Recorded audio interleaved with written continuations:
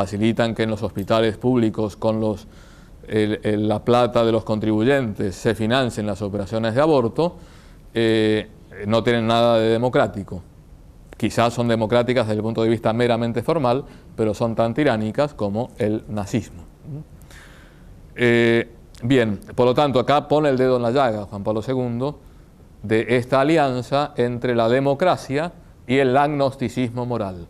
Dice, todos son bienvenidos al sistema democrático, menos los que afirmen valores fuertes, porque entonces esos son un peligro para la vida democrática, mientras que el gran peligro para la vida democrática es el escepticismo, el agnosticismo moral, me refiero, no religioso, la pérdida de fe en los valores humanos, y por lo tanto simplemente triunfa el más fuerte. ¿Sí? No sé si está más o menos claro.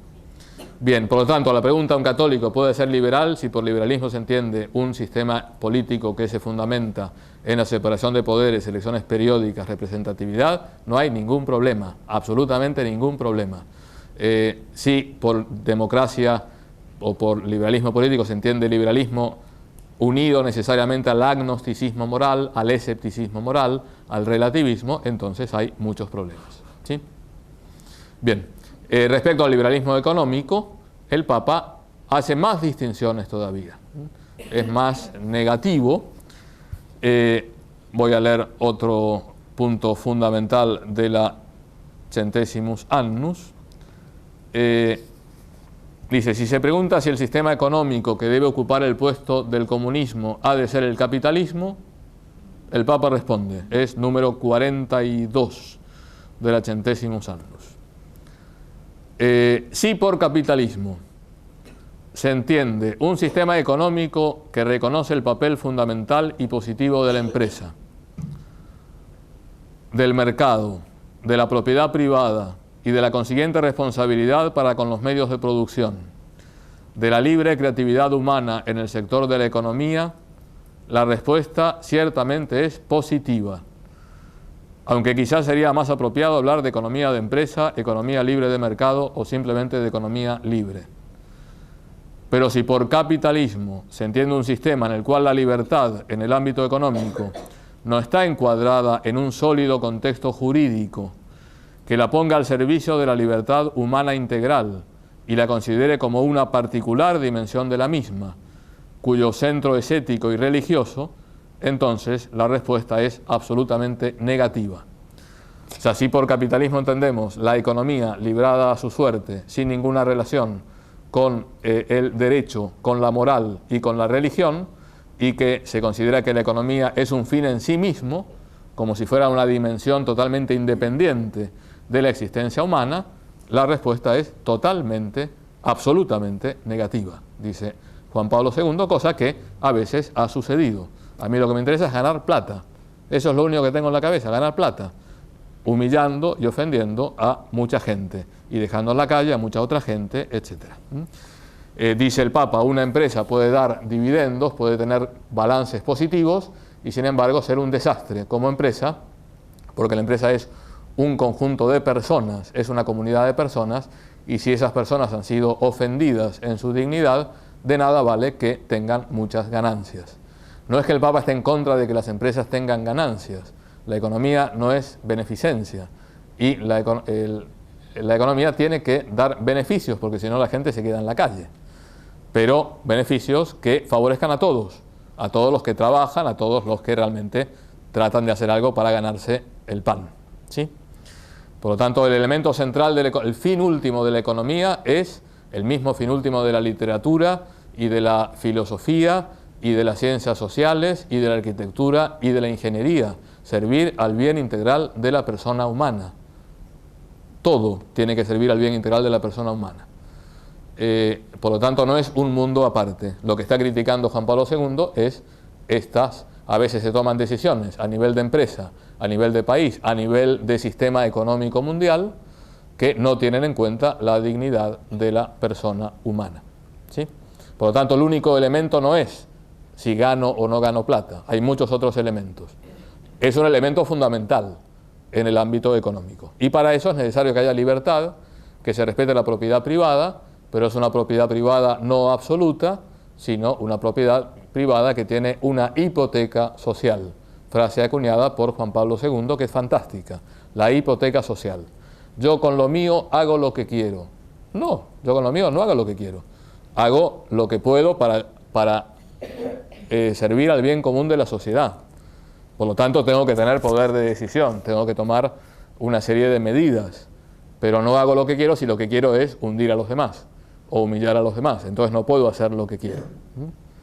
Como yo en mi casa digo lo que quiero. Bueno, podemos decir lo que queramos, pero a veces no tenemos que decir lo que queramos porque mejor es callarse, mejor es mordernos la lengua porque podemos provocar un terremoto. ¿Sí?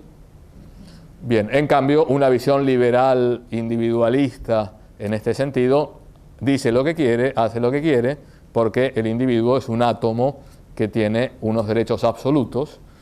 Ese es precisamente la secularización en sentido fuerte, la afirmación de la autonomía absoluta del hombre.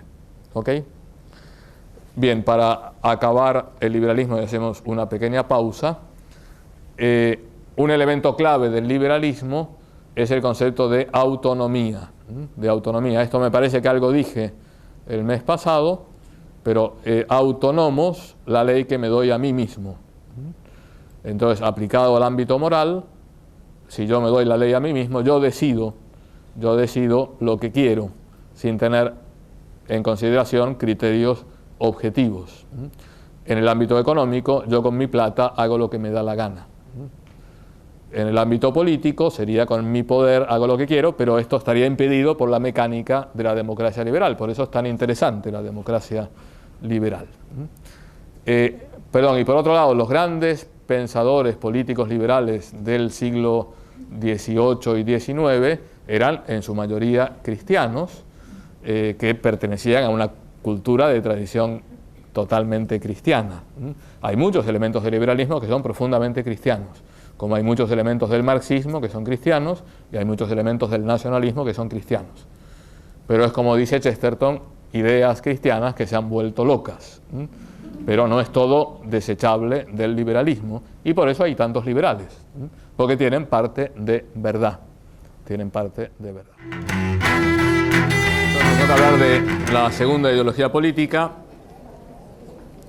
quizás más divertido, pero también es más trágico, que es el nacionalismo.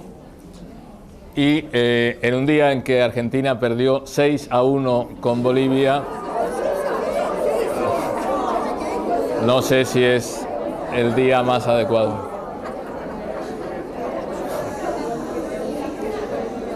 Bueno, veo que les interesa mucho más el fútbol que estas charlas.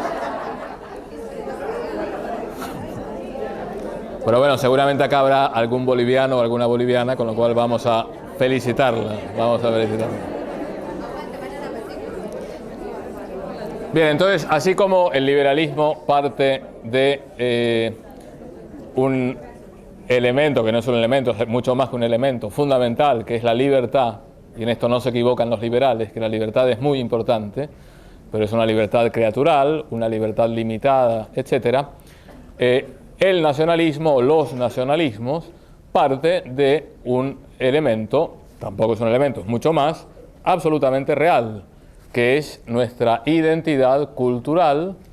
Somos hijos no solo de nuestros padres, sino también del tiempo en el que vivimos y de la patria que nos ha visto nacer. Estamos muy condicionados por la cultura que hemos recibido, no solo condicionados negativamente, tenemos también todo lo que somos muy positivamente es gracias a nuestra cultura. Y una persona sin identidad cultural es poco humana, es una persona muy pobre. Y todas las culturas tienen elementos muy positivos y todas también tienen algún elemento negativo. Esto es muy importante. No podemos divinizar ninguna cultura humana porque en cuanto humana tendrá alguna consecuencia del pecado original. No existe la cultura perfecta y por lo tanto toda cultura necesita purificarse.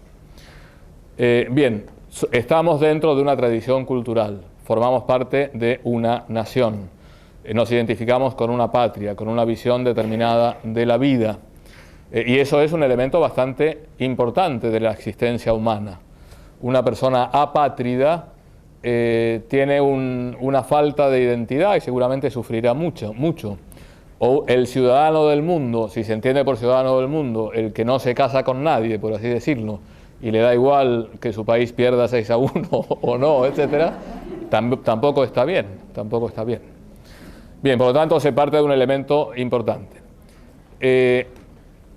Y por lo tanto, frente a la patria, hay una virtud que es el patriotismo. El patriotismo, que es una virtud humana y también es una virtud cristiana.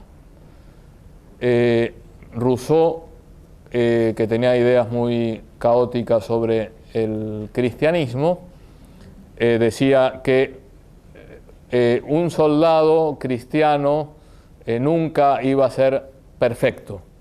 Y seguramente luchará cumpliendo su deber, etcétera, pero su fidelidad última está en la patria celestial, está en el cielo, y por lo tanto nunca será un perfecto ciudadano. Bien, esto no es verdad, porque dentro de la visión cristiana es una parte importante el patriotismo, que está regido por la virtud de la piedad. La piedad, interesante, esta virtud se distingue de la justicia. La justicia es dar a cada uno lo suyo, pero hay una serie de realidades a las que nunca podremos dar lo que se merecen. En primer lugar, a Dios. Uno con Dios nunca puede ser justo, porque siempre le dará menos de lo que Dios nos da a nosotros. Y por lo tanto, la virtud que rige nuestras relaciones con Dios no es la estricta justicia, es la piedad, la religión. Lo mismo con nuestros padres. Nuestros padres, la relación de hijos con padres no es de justicia, sino de piedad. Piedad filial, se habla de piedad filial, porque nunca pagaremos a nuestros padres todo lo que nos han dado, en primer lugar, la vida. Y lo mismo sucede con la patria. Con la patria no podemos ser justos y tenemos esta virtud de la piedad, del patriotismo, que es profundamente cristiana. Bien, por lo tanto, hay que saber distinguir, es muy importante distinguir, hay que saber distinguir entre patriotismo y nacionalismo. Entonces, cuando dicen, no, yo soy nacionalista, y si un católico puede ser nacionalista, depende de lo que se entienda. Habitualmente, nacionalismo muchas veces se utiliza como patriotismo. Y entonces, un católico no solo puede ser patriota, sino que debe ser patriota. Forma parte de su identidad cristiana, el ser un buen ciudadano y un buen patriota. El nacionalismo es la exacerbación, es la absolutización de este elemento natural de unión con nuestra cultura, con nuestra sociedad, con nuestro ambiente, hasta que podemos llegar a divinizar a la nación, como se ha dado a lo largo de la historia muchísimas veces.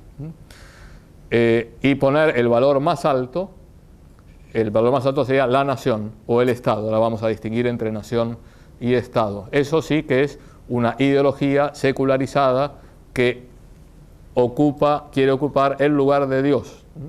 Y eso es totalmente anticristiano. Y me atrevería a decir que gran parte de las tragedias del mundo contemporáneo, gran parte están causadas por un nacionalismo exacerbado. Pensemos en la Primera Guerra Mundial, Segunda Guerra Mundial, fundamentalismo islámico, son nacionalismos de distinto tipo, pero son nacionalismos. Bien, no sé si está clara esta distinción. Bueno, entonces también hay que distinguir entre nación y Estado. Nación y Estado. Cosa que a veces es un poco difícil porque nosotros estamos habituados a naciones-Estado, y no entendemos una nación que esté presente en distintos estados o un estado que tenga muchas naciones dentro de su territorio. Entonces, para explicarlo simplemente, el Estado es la estructura jurídica de una sociedad. El Estado puede tener una forma de gobierno democrática, aristocrática, monárquica, con sistema presidencialista absoluto o presidencialismo mixto, etc. Con renovación periódica del Parlamento, puede no tener Parlamento, puede ser un Estado de tipo tribal, yo qué sé. Pero es la organización jurídica de una sociedad. La nación, en cambio, es el conjunto de elementos culturales de tradición que configuran a un conjunto de personas dándole una identidad específica distinta de las otras identidades. Entonces, hay naciones que tienen más identidad cultural que otras, pero todas más o menos tienen una cierta identidad. Y después, el concepto de nación puede ser más amplio o más restrictivo. Hay mucha gente que habla de la gran patria latinoamericana o la gran nación latinoamericana. Bueno, a mí me parece perfectamente legítimo, porque lo que une a un argentino con un mexicano, desde el punto de vista de valores compartidos, visión del mundo, tradiciones culturales, historias, fe, lengua, literatura, es infinitamente más que lo que nos puede unir con una persona de Camerún. Por lo tanto, hay muchísimos elementos para hablar de la gran patria latinoamericana, la gran nación. En cambio, por lo menos desde el punto de vista histórico, no se puede hablar del gran Estado latinoamericano, porque hay 20 estados latinoamericanos, bastante distintos entre sí. ¿Sí? Para ver lo que en hechos concretos, la distinción entre nación y Estado, el ejemplo más clásico de Estado multinacional es o fue el Imperio Austrohúngaro. El Imperio Austrohúngaro, desde el punto de vista de Estado, era un Estado, había un emperador y una serie de instituciones, etcétera, distintas, pero todo hacía referencia a la soberanía del emperador sobre el inmenso territorio del Imperio Austrohúngaro. Pero se puede hablar más o menos de 13 naciones distintas: la nación eslovena, la nación eslovaca, la nación croata, serbia, polaca, alemana, tomando alemanes y austríacos, italiana, ucraniana, etcétera, etcétera, etcétera. Bien, por lo tanto, un Estado con muchas naciones. También hay naciones que están presentes en distintos estados. Un caso típico que antes muchos no teníamos ni idea, después salió a la luz por los problemas internacionales, es la nación kurda. Los kurdos, que están en Turquía, Irak, Irán, me parece, bueno, en una serie de países que tienen una fuerte identidad cultural, una misma lengua, una misma tradición, y sin embargo son ciudadanos o súbditos de distintas soberanías. ¿Sí? El pueblo de Israel, en un cierto sentido, también podría ser llamado una nación, con una fortísima identidad cultural, pero presente en muchos estados distintos.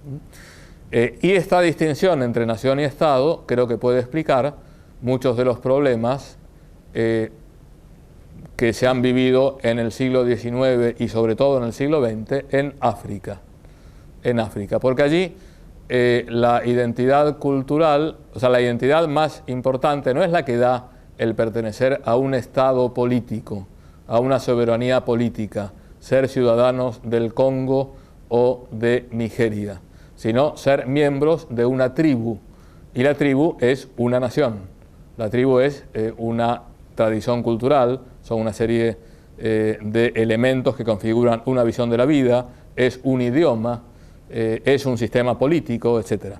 Y por lo tanto tenemos tribus que están divididas políticamente en distintos estados, de tal manera que hay como una esquizofrenia en la vida institucional africana, porque la realidad última es la identidad tribal, mientras que hay una superficie tomada de Occidente del Estado-nación, pero no hay Estados-naciones, sino que simplemente hay límites políticos. Estoy exagerando porque hay muchos estados que se están consolidando y muy bien, otros que no.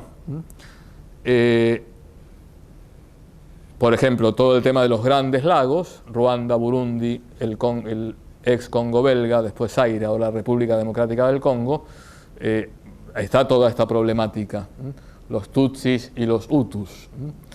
Entonces es interesante ver cómo el nacionalismo quiere decir muchas cosas. Podemos hablar de Tutsis y Hutus, podemos hablar del nacionalsocialismo, también es un nacionalismo, Bin Laden es un nacionalista, pues hay nacionalismos para todos los gustos, para todos los gustos.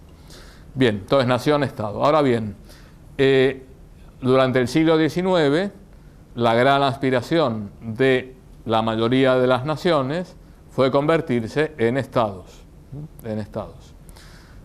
El ejemplo más clásico de Estado nacional es Francia. Francia es el Estado nacional por antonomasia.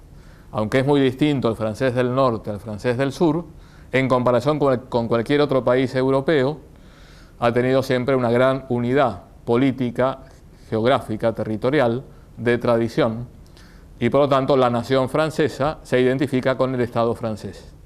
Como hubo una hegemonía cultural de Francia durante mucho tiempo, también era bastante lógico que la gente quisiera imitar ese modelo de Estado-nación. Aunque hay muchos franceses que no pertenecen a Francia, etc. Pues estamos hablando un poco aproximativamente. Y por lo tanto así se explica el proceso de desmembración del Imperio Austríaco, del Imperio Otomano, del Imperio Ruso. O sea, después de la Primera Guerra Mundial, los grandes derrotados, ¿quiénes fueron? Los grandes imperios. Los imperios desaparecen y surgen estados nacionales, o más o menos nacionales, o más o menos estados. Esto es muy interesante para comprender, por ejemplo, todo lo de Al-Qaeda y Bin Laden. El primer comunicado de Bin Laden dice: desde hace 80 años que el mundo musulmán está hirviendo de dolor y de rabia, etc. Y uno dice, ¿qué pasó hace 80 años? La destrucción del Imperio Otomano, que era un poder político muy fuerte, profundamente musulmán, que fue dividido en muchas soberanías: Irak, Afganistán, Siria, Israel, Líbano, etcétera, etcétera, etcétera. Bien, y además dividir para triunfar bajo el protectorado anglo-francés muchas veces, y por lo tanto Bin Laden se estaba refiriendo a esa pérdida del poder político de los musulmanes. Por eso saber historia creo que es importante para entender muchas cosas. Si no, dice, ¿a qué viene este señor Bin Laden? Bien, entonces se desmembran los grandes imperios.